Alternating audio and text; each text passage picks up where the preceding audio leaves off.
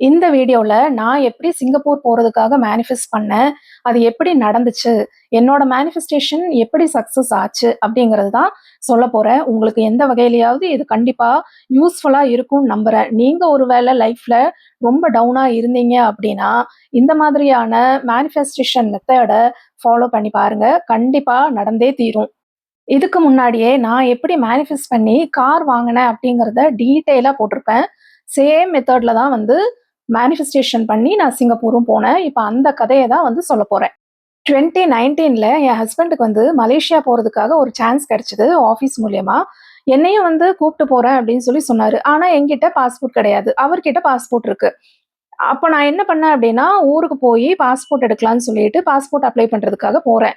அப்பதான் வந்து கேரளால எலக்ஷன் நடந்துட்டு இருந்த டைமு. எலக்ஷன் ரிசல்ட்டுக்காக வெயிட் பண்ணிட்டு இருந்திருக்காங்க. அந்த டைம்ல நான் போய் பாஸ்போர்ட்டுக்கும் அப்ளை பண்ணேன் புதுசா. எனக்கு வர்றதுக்கு பார்த்தீங்கன்னா 1 மந்த் ஆயிடுச்சு. என் ஹஸ்பண்ட் அதுக்குள்ளார மலேசியா போயிட்டு வந்துட்டாரு. எனக்கு வந்து மலேசியா போக முடியலையே அப்படிங்கிற வருத்தம் ரொம்ப இருந்துச்சு. யூசுவலா வந்து இப்பல்லாம் பாஸ்போர்ட் அப்ளை பண்ணா 2 வீக்ஸ்க்குள்ளார எல்லாருக்கும் கிடைச்சிருது. எனக்கு மட்டும் அந்த டைம்ல டிலே ஆச்சு. சரி அப்படின்னு சொல்லிட்டு விட்டாச்சு. என்னைக்காவது ஒரு நாள் நம்மளும் மலேசியா போவோம் அப்படின்ட்டு விட்டுட்டேன். அதுக்கப்புறம் 2025ல வந்து ஓகே எப்படியாவது சிங்கப்பூர் போலாமா? எப்படியாவது இந்த பாஸ்போர்ட்ல ஒரு சீலாவது அடிச்சிரணும். எனக்கும் வந்து ஒரு ஃபாரின் கண்ட்ரியாவது போய் பார்க்கணும்னு ஆசையா இருந்துச்சு. எனக்கு வந்து என்னன்னு தெரியல, சிங்கப்பூர் போணும் அப்படிங்கிறது மட்டும் எனக்கு ரொம்ப வருஷம் ஆசை. அது மட்டும் இல்ல, ஹஸ்பண்ட் முன்னாடி வந்து சிங்கப்பூர்ல வொர்க் பண்ணிட்டு இருந்தாரு. அவருக்குமே வந்து என்ன சிங்கப்பூர் கூப்ட்டு போணும் அப்படிங்கிறது ரொம்ப ஆசையா இருந்துச்சு. சரின்னு சொல்லிட்டு அதுக்கான ஸ்டெப்ஸ எடுக்க தொடங்குனோம். நாங்களும் ஒரு ஏஜென்சிக்கு போனோம். சிங்கப்பூர் அனுப்புறதுக்காக என்னெல்லாம் வந்து உங்களோட டாக்குமெண்ட் தேவை அப்படின்னு சொல்லி கேட்டோம். அவங்க கேட்ட டாக்குமெண்ட்ஸ்ல எந்த டாக்குமெண்ட்ஸும் எங்ககிட்ட இல்ல. 0. சரி ஓகேன்னு சொல்லிட்டு அது நடக்காது போல அப்படின்னு சொல்லி வந்தாச்சு வீட்டுக்கு. ஆனா எனக்கு வந்து போனா சிங்கப்பூர், இல்லாட்டி வேண்டாம். மலேசியாவுக்கு வந்து ட்ரை பண்ணோம். மலேசியா வந்து விசா ஃப்ரீ தான் அப்போ. ஆனா வந்துட்டு எனக்கு மலேசியா போறதுக்கு சுத்தமா விருப்பம் இல்ல. இன்னொன்னு குரூப் ட்ரிப் போகறக்கு சுத்தமா விருப்பம் இல்ல. நான் ஹஸ்பண்ட் கிட்ட சொன்னேன், "சிங்கப்பூர் எப்படியாவது முடியுமா?" அப்படின்னு தான் நான் கேட்டுட்டு இருந்தேன். சரின்னு சொல்லி நானே என்ன கன்வின்ஸ் பண்ணி போக முடியாது. எந்த டாக்குமெண்ட்ஸும் கிடையாது. நமக்கு மலேசியான்னா மலேசியா போவோம். அப்படிங்கிற மாரி ஒரு கன்வின்ஸ் பண்ணி நானே என் மைண்ட மாத்திக்கிட்டேன்.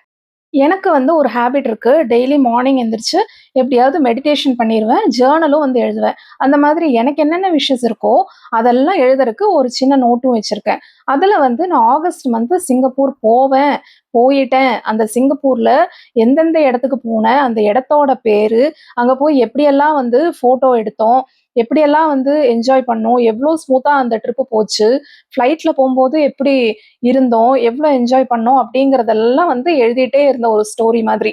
எழுதுறது மட்டும் இல்ல, நான் என் மனசுல அது ரியலாவே நம்புனேன். நான் சிங்கப்பூர் போயிட்டேன் அப்படிங்கிற மாரி தான் நான் நம்புனேன்.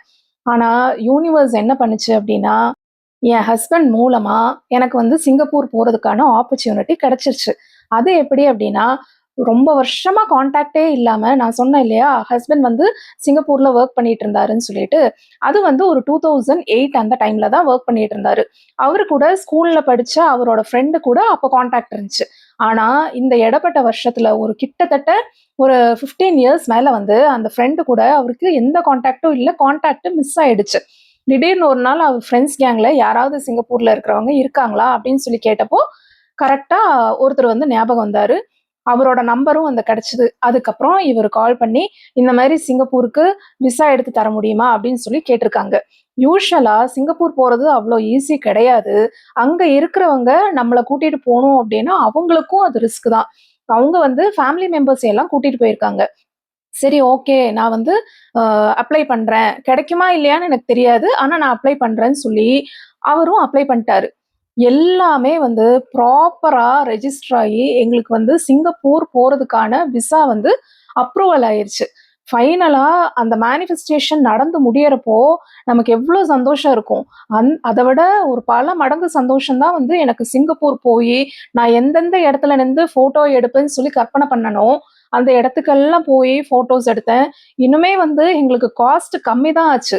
அவரோட ஃப்ரெண்ட் வந்து அங்கத்த சிட்டிசன் அப்படிங்கிறனால, நெறைய காஸ்ட் வந்து கம்மி பண்ணி தந்தாரு. அந்த யூனிவர்ஸ் வந்து அந்த ஃப்ரெண்ட் மூலமா, என் ஹஸ்பண்ட் மூலமா என்னோட ஆசைய நிறைவேத்துச்சு. இப்படிதான் வந்து நம்ம மேனிஃபெஸ்ட் பண்ற விஷயம் நடக்குமா, நடக்காதான்லாம் யோசிக்கக் கூடாது. நடந்துருச்சுங்கிற ரியாலிட்டிக்கு கொண்டு வந்தா மட்டும் தான், அந்த யூனிவர்ஸ் உங்களுக்கு ஈஸியா எந்தவித கஷ்டமும் இல்லாம அந்த விஷயத்தை எல்லாம் ஈஸியா ப்ராசஸ் பண்ணி தந்து, நீங்க நெனைக்கிற காரியம் எல்லாமே சூப்பரா நடக்கும். இத நம்புங்க. நம்புனா மட்டும் இத வந்து ஃபாலோ பண்ணுங்க. இந்த வீடியோ உங்களுக்கு ரொம்பவே யூஸ்ஃபுல்லா இருக்கும்னு நெனைக்கிறேன். இத முடிஞ்சா ஃபாலோ பண்ணி பாருங்க. எடுத்ததும் பெரிய விஷயத்துல ஃபாலோ பண்ணணும்னு கிடையாது. ஒரு குட்டி விஷயத்துல ஃபாலோ பண்ணி பாருங்க. உங்களுக்கு அதோட ரிசல்ட் தெரியும். அப்படியே போக, போக, போக, போக நீங்க எல்லாமே நம்புவீங்க. நான் சொல்றதுக்காக நம்பணும்னு கிடையாது. உங்களோட எக்ஸ்பீரியன்ஸ்ல நீங்க கண்டிப்பா நம்பியே தீருவீங்க. இதுதான் உண்மை. ஓகேங்க. இந்த வீடியோ புடிச்சிருந்தா லைக் பண்ணுங்க, ஷேர் பண்ணுங்க, சப்ஸ்கிரைப் பண்ணுங்க. Thank you.